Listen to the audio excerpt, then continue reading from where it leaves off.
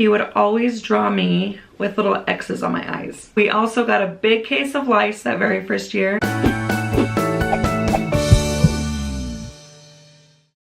Hi guys, it's Andrea from Learning and Loving It.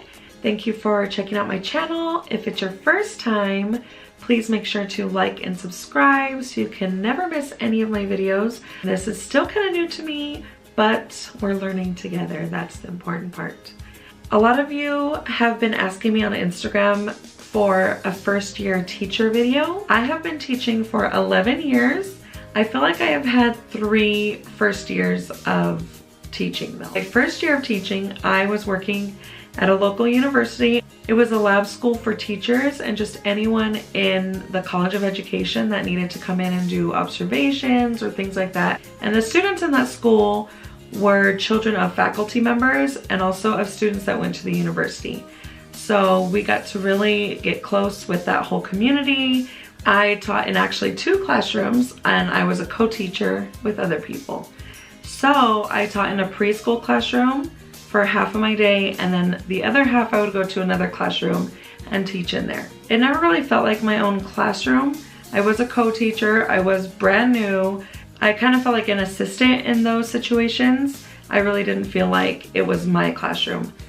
My first year when I was teaching, we taught in a preschool where it was a Reggio Emilia approach, where it was really a lot of student interest-led curriculum, like whatever the kids were interested in, that's what we would teach. If they were interested in superheroes, we would go crazy with that for 2 weeks or until they got bored with it. And then I remember one time they were really interested in space, so we did a whole space theme. We made planets, we did paper mache, but it was really fun.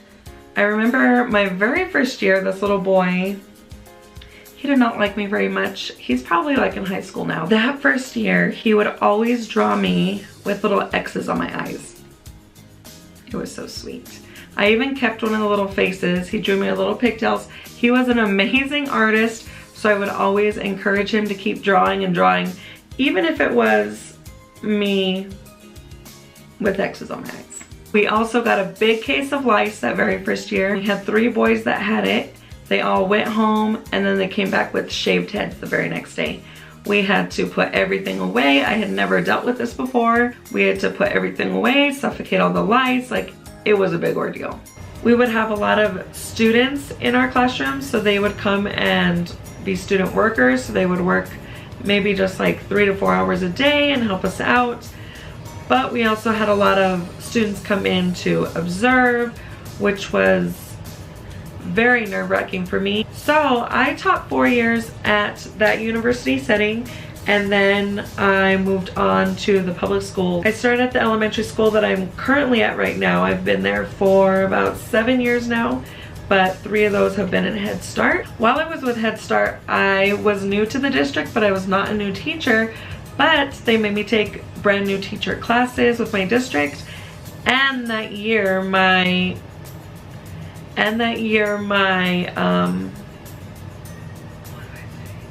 on top of the new teacher classes, I also had to do a dossier for my license. They give us 5 years to complete it to move to level 2. So I did my new teacher classes that year, and I did my dossier classes and my dossier that year. So it was quite the year, and it felt like a first year of teaching all over again because there was so much to do. I was very busy that year.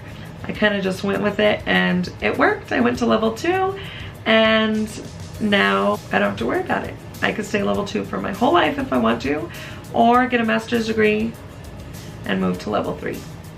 I never...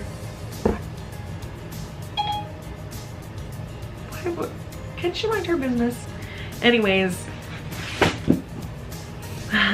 so with Head Start, I taught 2 different classes each day. I taught a class with 3-year-olds and I taught a class with 4-year-olds. I had 15 kids in each class, so I had 30 kids all together. We would do home visits with each and every family 2 times a year. Every year I had a new assistant teacher.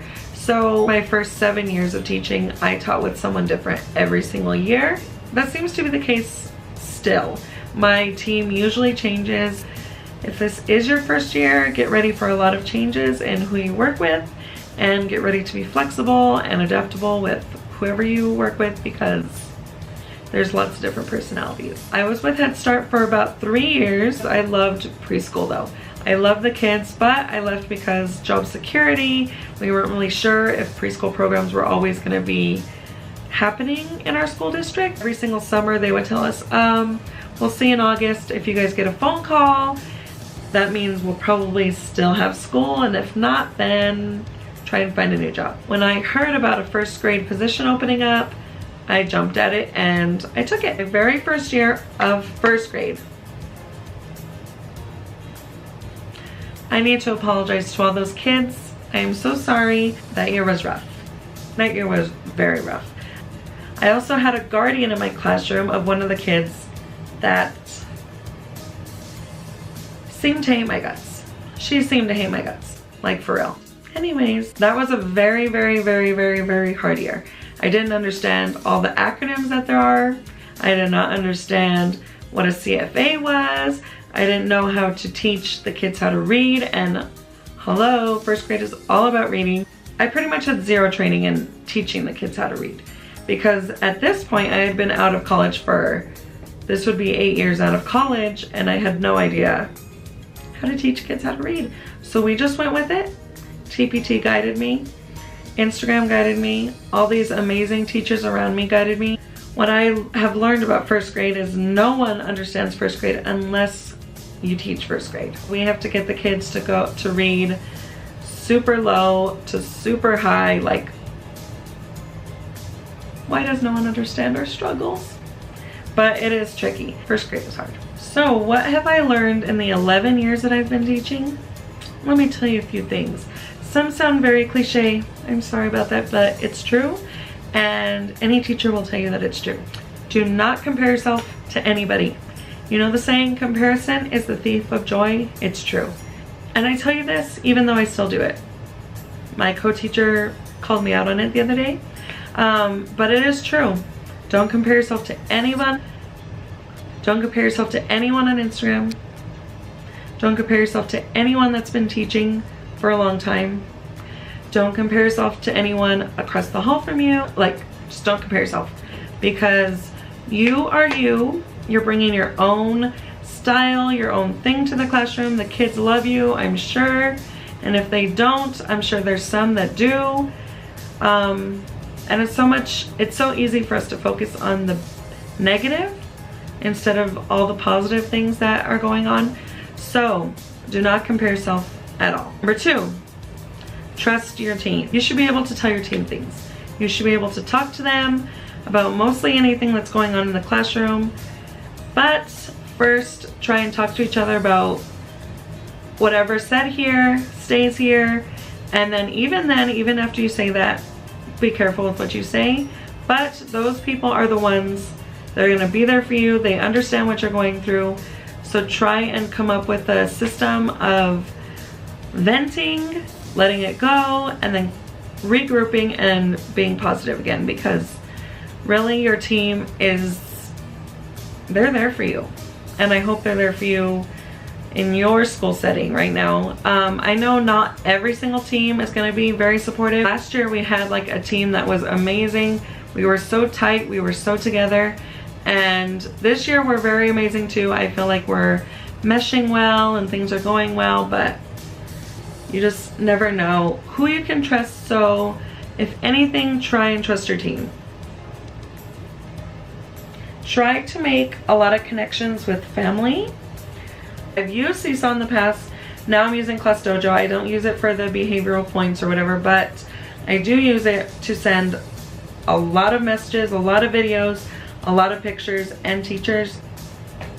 And parents have always told me how much they appreciate that. They love having a way to start conversations with their children at the end of the day.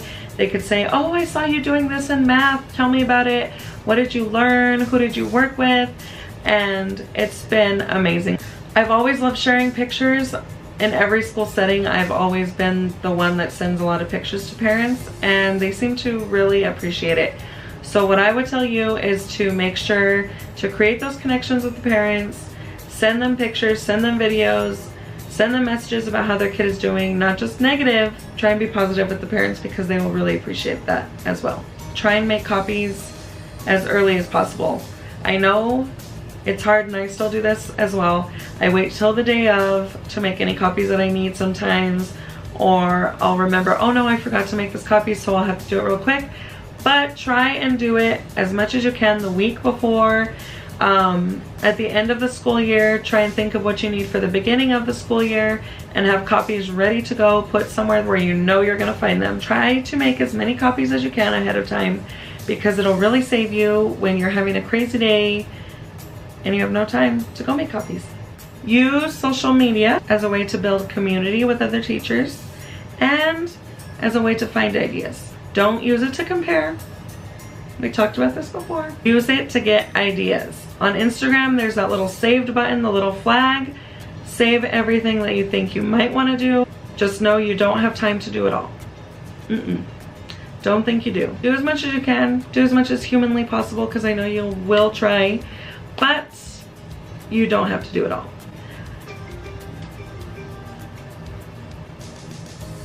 Try to use it to build connections. I know for me personally, I've made so many amazing friends on Instagram. They have helped me, they have sent me things, they've cheered me up when I needed it. It's been amazing. So please make those connections. I know it's really hard sometimes, but just message people as much as you can and make those connections. That's why I have all my friends now. Buy things slowly. Instagram can make you crazy in the summer, because everyone's finding all the dollar spot things. That's why I have this cart. Everyone's like, buy a cart, buy a cart. Got a cart. Now it's here in my office. Looks cute, but did I really need a cart? Probably not. The same goes with books. Do not think you need to go out and buy every book you see. Even right now, I'm starting Rooted in Reading for first grade. I have a Donors Choose up right now for all my Rooted in Reading books, because I am not going to pay $400 for all those books. Do not think you need to buy all the cutest shelves, the cutest pillows, the cutest rugs, the cutest whatever. Do not do it. Do not fall into that hole. Say it with me. People that are on Instagram, like myself, have been collecting things for years. My first year, I'd probably say my first 4 years when I was at my NMSU job, I didn't buy anything, really, ever. Head Start is when I started to buy more, because it was my own classroom finally, and I started to buy more because I wanted to do certain things with the kids. First grade is where I started to buy a lot of stuff. But do not use all your money to buy books. I always use Goodwill. Go to Goodwill, you'll find a lot of books. You'll find flexible seating options. You'll find bins, things like that. Go to garage sales. Go use Donors Choose. Use Donors Choose. Because I think I've only had one project on there that has not been funded. Everything else, random strangers will donate, and you're just so happy when you get your things. I have gotten STEM materials, I have gotten books, I have gotten so many things from Donors Choose, so please always, always have a Donors Choose project up. There's also a great website called Nair. It's NAEIR.org, and you could buy so many things for super cheap. On Teachers Pay Teachers, if you don't want to buy all the things, and you don't have to, ask your admin, get all the freebies. Every seller on TPT has freebies in their store, so use those as much as possible. That's what I did when I first signed up for TPT. Before I was even a seller, I would get all the freebies. I barely spent any money on TPT. Now it's a different story, but build up slowly. Get the freebies, then maybe get the things that are $1, then maybe buy a little more, but don't feel like you need to buy everything at once. Here comes the cheesy moment. Are you ready? Just believe in yourself, believe in what you're doing. A lot of people want to bring teachers down. A lot of people make teachers feel like what they're doing is not valuable, like they're just babysitters and that anyone could do it. But I promise you, if you called anyone in to your classroom, they would leave in less than an hour. They could not handle it. It takes a special type of person to do this work.